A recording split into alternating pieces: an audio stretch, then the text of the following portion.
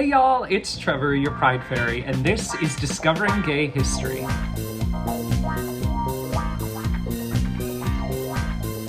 Today we're talking about poet, activist, and novelist James Baldwin. Here we go. James Baldwin was born in 1924 and died in 1987. He was born in Harlem, New York, and was one of 8 children. There's this great story about when he was 10 years old, he wrote a play for school, and his teacher decided to take him to a real play.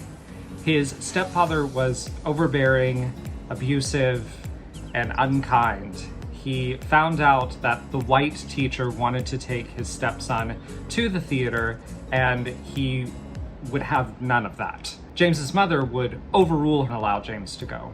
After school, James would work odd jobs here and there, and he would write essays and short stories, and all of these writings that he did while he was working odd jobs ended up in Notes of a Native Son, which was published in 1955. James Baldwin found himself with many famous friends and sprinkled out through famous circles. He was very close to Marlon Brando, and they remained friends for 2 decades. In 1947, James Baldwin had his first work published. It was called Maxim Gorky. And in 1955, he published his first book of essays, Notes of a Native Son. And in 1956, his book Giovanni's Room, which is probably regarded as his most famous work and most controversial work, was published. It was controversial because of the subject matter. It followed a young gay man through Paris, and because of that, it was not able to be published in the United States at first, so he went to the UK to have it published. And by the age of 24, James Baldwin had moved to Paris, had learned French fluently, and lived a lot of his life throughout France. But by 1957, he found his way back to the United States. There was a Parisian editor who wanted James's perspective on what was happening in the American South during the Civil Rights Movement. James Baldwin was a little hesitant to do this, but he ended up meeting Martin Luther King Jr. on this trip, and as a result, 2 essays were published in Harper's Magazine: The Hard Kind of Courage, and the other, Nobody Knows My Name. James Baldwin was vocal about why he thought the violence in Alabama was so severe. He blamed Hoover, he blamed the FBI, he blamed the Mississippi senator, and President Kennedy. Because of his writing and the vocal nature of his criticism about the US government and its handling of the civil rights crisis, he was invited to be part of a delegation. This delegation was gathered by Kenneth Clark, who was a psychologist who worked on Brown versus the Board of Education. And it was an opportunity for civil rights activists to come together and speak their grievances and communicate their needs. Baldwin was there with the likes of Lena Horne, Lorraine Hansberry, and other activists from the movement. Now, similar to Bayard Rustin, who we talked about a couple days ago, Baldwin's sexuality often clashed with his activism.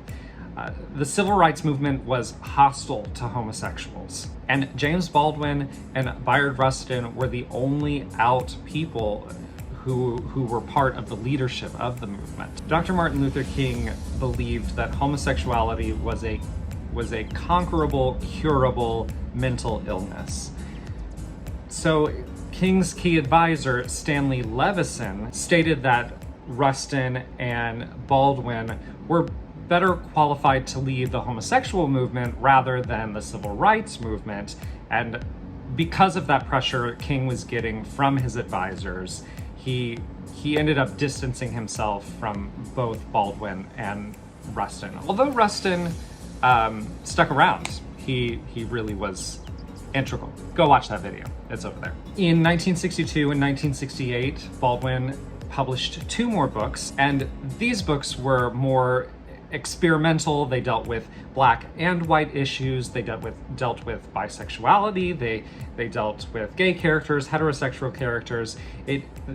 They were far more expansive than his other writings. And at this point in his career, a lot of his writings and interviews had to do with homosexuality and homophobia. In fact, let's watch a clip from 1987 where he's interviewed in the height of the AIDS epidemic, and Baldwin is asked about the decriminalization of homosexuality. Nobody, no man and no woman, is precisely what they think they are. Love is where you find it, and you don't know where it will carry you.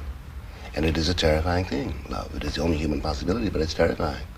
And a man can fall in love with a man, a woman can fall in love with a woman. There's nothing anybody can do about it. It's not in the province of the law. There's nothing you do with the church. And if you lie about that, you lie about everything. And no one has a right to try to tell another human being whom he or she can or should love. And in 1987, he died of stomach cancer in St. Paul-de-Vence, France. I think that does it. As always, thank you for watching. Like, share, subscribe, and if you can, donate to this week's fundraiser. We'll see you tomorrow.